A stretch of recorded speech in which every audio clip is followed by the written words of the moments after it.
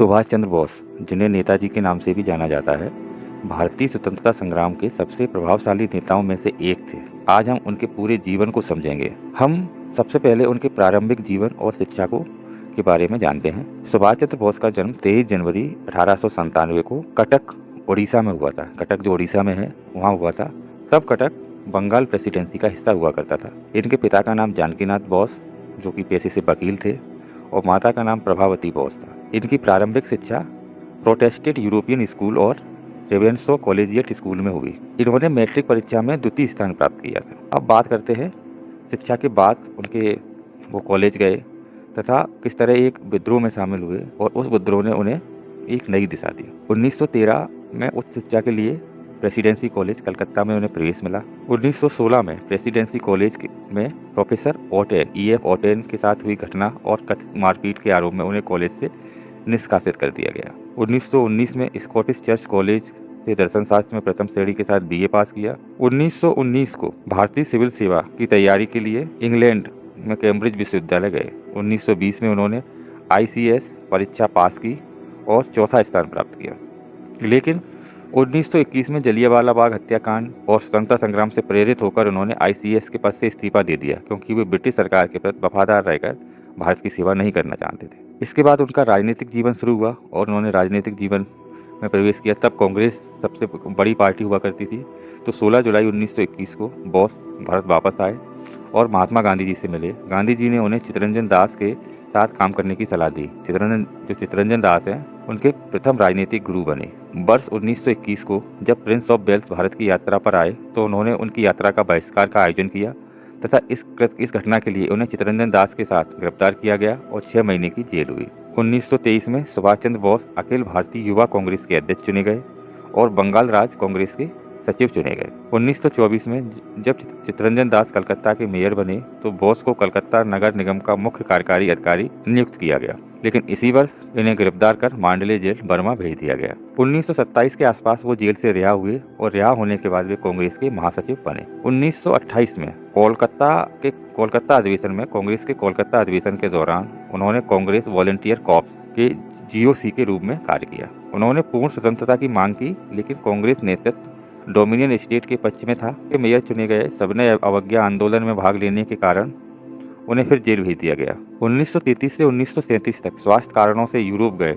वहां उन्होंने the Indian struggle पुस्तक लिखी, जिसे 1935 में प्रकाशित किया गया तथा उन्होंने एमिली सेंकेल से मुलाकात की और 1937 में उन्होंने गुप्त रूप से एमिली सेंकेल से विवाह कर लिया। 1938 हरिपुरा अधिवेशन में उन्हें भारतीय राष्ट्रीय कांग्रेस का अध्यक्ष चुना गया। उन्होंने राष्ट्रीय योजना समिति का गठन किया। 1939 को कांग्रेस के त्रिपुरी अधिवेशन में महात्मा गांधी के उम्मीदवार पठाभी सीतारमैया को हराकर दोबारा अध्यक्ष चुने गए। हालांकि गांधी जी और कांग्रेस कार्यकारिणी के साथ मतभेदों के चलते उन्होंने अप्रैल 1939 को इस्तीफा दे दिया। मई 1939 को उन्होंने कांग्रेस के भीतर ही फॉरवर्ड ब्लॉक की स्थापना की। जुलाई 1940 को हॉलवे स्मारक को हटाने के आंदोलन में उन्हें गिरफ्तार किया गया। जेल में भूख हड़ताल करने के बाद सितंबर 1940 में उन्हें रिहा कर घर में नजरबंद कर दिया गया। अब घर में नजरबंद कर दिया गया था। उसके बाद उन्होंने भागने का या पलायन करने का निर्णय लिया। भारत से पलायन और जर्मनी में जो उनकी गतिविधियां थी उसके बारे में हम पढ़ेंगे। 16 से 17 जनवरी 1941 को बोस भेष बदलकर कलकत्ता स्थित अपने घर से भाग निकले। वे कोमो, पेशावर, काबुल और मॉस्को होते हुए बर्लिन पहुंचे। अप्रैल 1941 को बर्लिन और रिब्बेंट्रॉप तथा बाद में हिटलर से मुलाकात की। बर्लिन पहुंचने के बाद उन्होंने रिब्बेंट्रॉप तथा बाद में हिटलर से मुलाकात की। नवंबर 1941 को बर्लिन में फ्री इंडिया सेंटर की स्थापना की और आजाद हिंद रेडियो की शुरुआत की। 1942 को भारतीय युद्धबंदियों को संगठित करके फ्री इंडिया लीजन या टाइगर लीजन का गठन किया। इसी दौरान जर्मनी में उन्हें पहली बार नेताजी कहकर संबोधित किया गया। नवंबर 1942 को उनकी बेटी अनीसा का जन्म हुआ। 8 फरवरी 1943 को बोस जर्मनी पहुंचे। U-180 पनडुब्बी के माध्यम से वे जर्मनी से रवाना हुए। 27 से 28 अप्रैल 1943 को मेडागास्कर के पास समुद्र में उन्हें जापानी पनडुब्बी I-29 में स्थानांतरित किया गया। यह द्वितीय विश्व युद्ध के दौरान 2 अलग अलग नौसेनाओं की पनडुब्बियों के बीच एकमात्र नागरिक स्थानांतरण था। मई 1943 को वे टोक्यो पहुंचे और जापानी प्रधानमंत्री तोजो से मिले। 2 जुलाई 1943 को बोस सिंगापुर पहुंचे।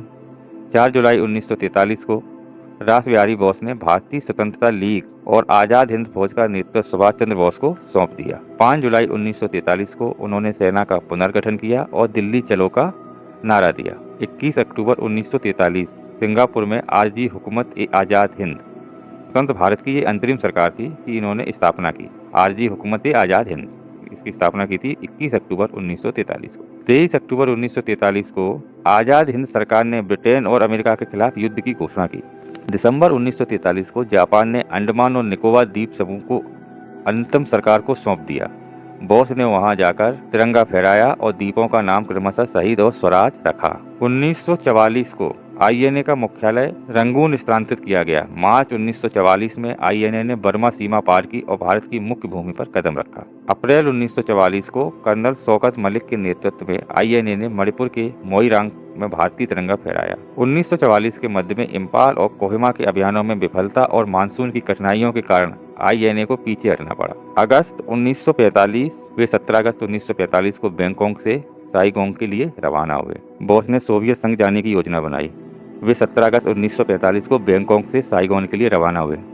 जापान के आत्मसमर्पण करने की कहानी है कि 6 अगस्त और 9 अगस्त को यूएसए ने जापान पर 2 परमाणु बम गिराए थे, जिससे जापान के दोनों शहर नष्ट हो गए थे और जापान को युद्ध से पीछे हटना पड़ा था, आत्मसमर्पण करना पड़ा था।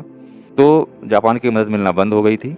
18 अगस्त 1945 को ताइहोकू, जो अब ताइवान में है, हवाई अड्डे पर उनके विमान के दुर्घटनाग्रस्त होने की सूचना मिली। रिपोर्ट के अनुसार विमान दुर्घटना में 3rd डिग्री जलने के कारण उसी रात उनका निधन हो गया था। उनकी अस्थियों को टोक्यो के रेंकोंजी मंदिर में रखा गया है, जहां वे आज भी मौजूद हैं। लेकिन जो शाहनवाज समिति और खोसला आयोग गठन किया गया विमान दुर्घटना को लेकर, तो ये दोनों आयोग उनकी मृत्यु की पुष्टि करते हैं। लेकिन मुखर्जी आयोग ने यह निष्कर्ष निकाला कि विमान दुर्घटना नहीं हुई थी और रेंकोंजी में रखी जो अस्थियां हैं वो सुभाष चंद्र बोस की नहीं है। लेकिन भारत सरकार ये मानने से इनकार कर दिया है। भारत सरकार ने मानने से इनकार कर दिया है। तो ये सब सुभाष चंद्र बोस की पूरा जीवन वृत्तांत था।